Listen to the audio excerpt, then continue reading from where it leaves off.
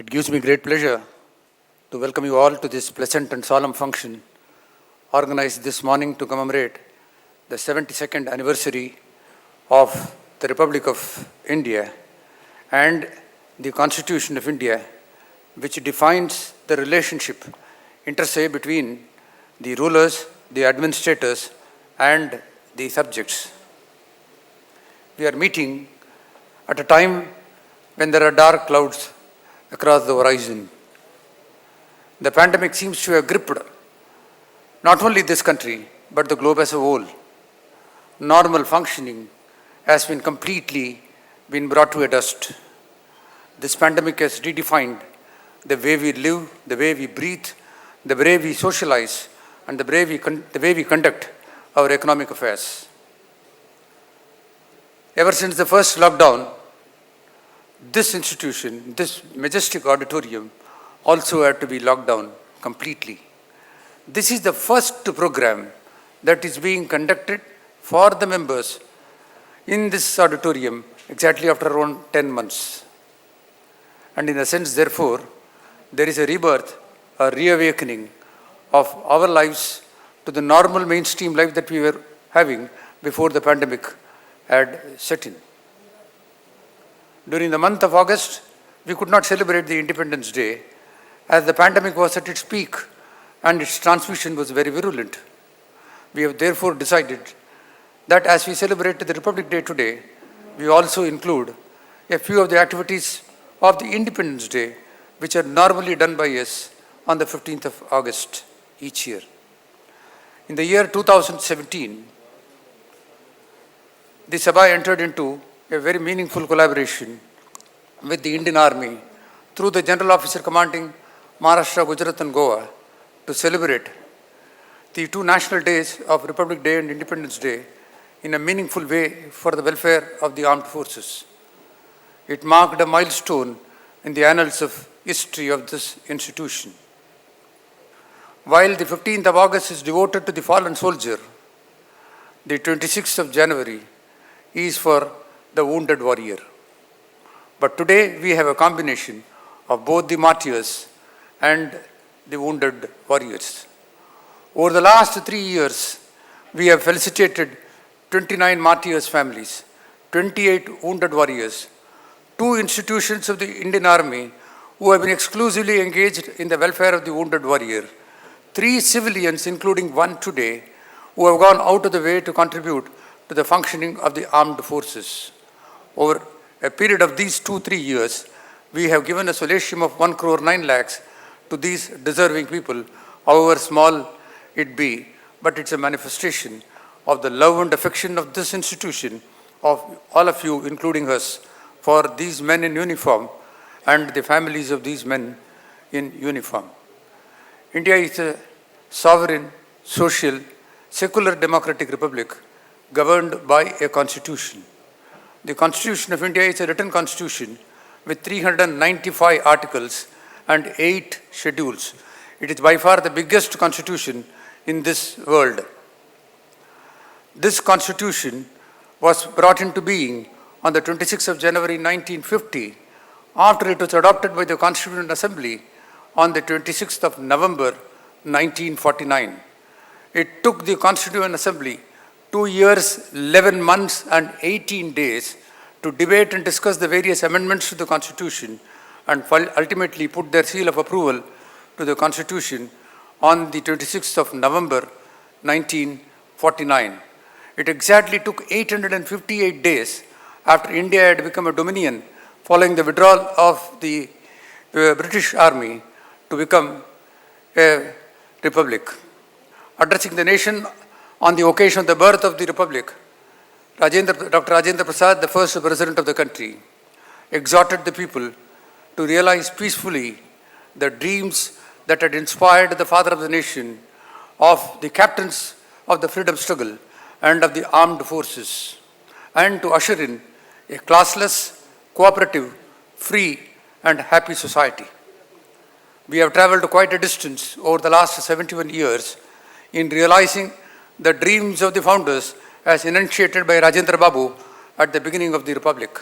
But we have a long, long way to go. and we have several dreams to fulfill for this nation. The Republic Day is a true manifestation of the spirit of independence. Today we remember all those men in uniform who were blessed, privileged to wear that uniform and defend the sovereignty, safety and security of this nation. They are not with us today. Programs like this are essentially to drive home the fact that their supreme sacrifice and that of their families are not lost sight of and evaporate into the thin, but they become part of the national social conscience. It is also an occasion that we pay tributes to these fallen soldiers and drive home the message far and wide that the families are not alone in this crisis, in this hour of depression for them, and that the civil society shall go to any extent to mitigate their hardships, to bring sunshine into their lives. These men are the real heroes of the nation. A real hero does not wear his name on the jersey, but wears the national flag on his shoulders. The two stars that adorn his uniform are brighter and better than 1,000 in the galaxy up in the sky. They fight ferociously, not because they hate what they see in front of them, but they love what is behind them. They fight to a finish. It's a knockout. There are no runners-up in a war.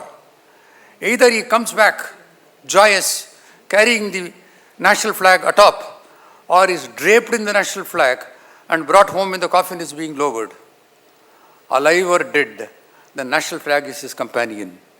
He lives for it, he breathes for it, and the honor of the flag is the only command that he knows at all times. Today, we have selected men from the command area of Maharashtra, Gujarat and Goa, part of our GOC, who had succumbed while in action in the borders of the country in various actions as was described by Gayatri in her presentation. They have come, their families have come all the way from different parts of Maharashtra and Gujarat. A nation does not discharge its duty merely by saluting a coffin and lowering the coffin to a 21-gun salute. These men were also young. You had seen those ladies who came who were still younger than the men whom we have lost. They too had a dream. They had a dream not only for themselves, but a dream for their families, a dream for their children. Life was snuffed out of them while in action. The grateful nation just cannot end by saluting them or writing encomiums on their bravery or filling up pages of history in the school books of the young children to learn about their heroism. We have to go out of the way to mitigate the deep distress that has come on to these families. The Sabha in its own way, in a very humble way, contributes to the well-being of these people. Their welfare is always in our mind, and whatever we do is symbolic. It is tokenism. At best, it can be described as just bringing them to this platform. This is the greatest achievement of a function like this. Giving away small tokens of money by themselves do not serve the purpose of rehabilitation of the armed forces families. To make them know that the civil society is with them, that it is this society that takes care of them when they have been left behind alone by their husband who was lost to the battlefields, is the redeeming feature of programs like this. जल रहे दिए घरों पे चमकती हुई शाम उदास है उस घर का दिया सरहद पे जिसके जवान शहीद हुआ described the poet on the eve of Deepavali. Deepawali के दिन शुभ दिन पे कवि ने रचाया इसे कहा कि हर एक दिया जलती है पर इन घरों पे नहीं जलती है. इस उदासीनता को मिटाना ही आज जैसे कार्यक्रमों का मूल लक्ष्य है. It is not giving monies or giving them honors and bringing them to the stage. It is to redress the grievance, deep grievance that has come onto them.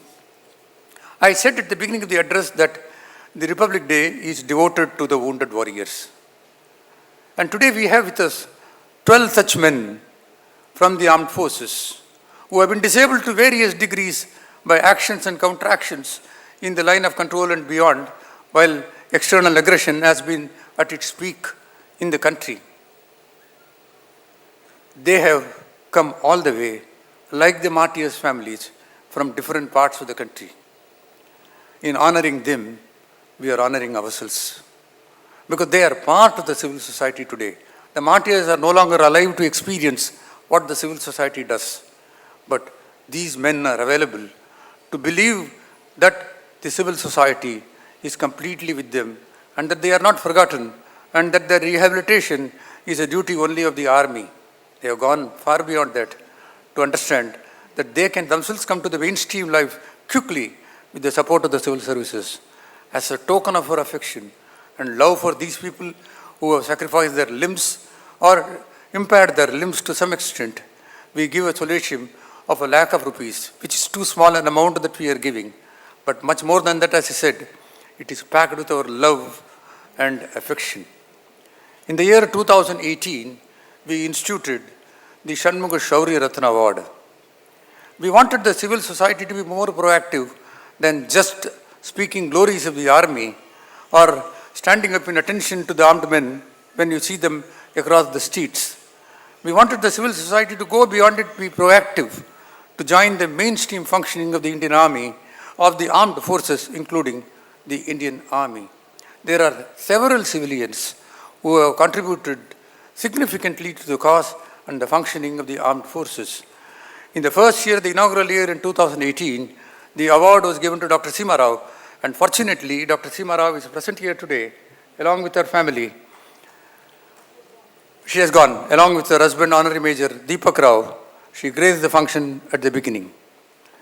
Last year, we had a very unique combination of an IRS officer, a commissioner of income tax, who also he continues to serve the Ministry of Defense as a captain in the Indian Army. Today, it is the turn of an ordinary housewife. What can an ordinary housewife do to strengthen the functioning of the armed forces? At a time when we fear giving is one of the several children that we have for the armed forces, Srimati Shakila Shaukat Ali is a person with a difference. She gave her husband to the Indian Army. For 22 long years, he served the Indian Army with distinction and retired as a Naik. She has two sons. Both have been given to the armed forces. One is a major in the army, and the other was just commissioned as an officer in the passing out parade that was conducted recently in Dehradun at the end of 2020, December 2020. And she says, the way I have brought them up, I'm sure they will serve with integrity and honesty. The message that Shakila seems to give to all of us is, let us give our entire family for the armed forces. And in honoring her, we give credence to the fact that service is about self and nation is about the family. We are beholden to Srimati Shakila and her husband Shaukat Ali, who have come all the way from village Melur in distant Madurai, deep down in Tamil Nadu in South India, to be with us today, to accept this honor. We are thankful to you for this honor done to this institution. We are beholden to Lieutenant General S.K. Parashar, General Officer Commanding Maharashtra, Gujarat and Goa. Ever since he occupied this position, unfailingly he has been attending the National Day celebrations, whether it is the Independence Day or the Republic Day, and enthusing the martyrs' families as well the wounded warriors, not only by his presence, but also giving away the felicitations to them. We are thankful to you, sir, for this honor done to this institution.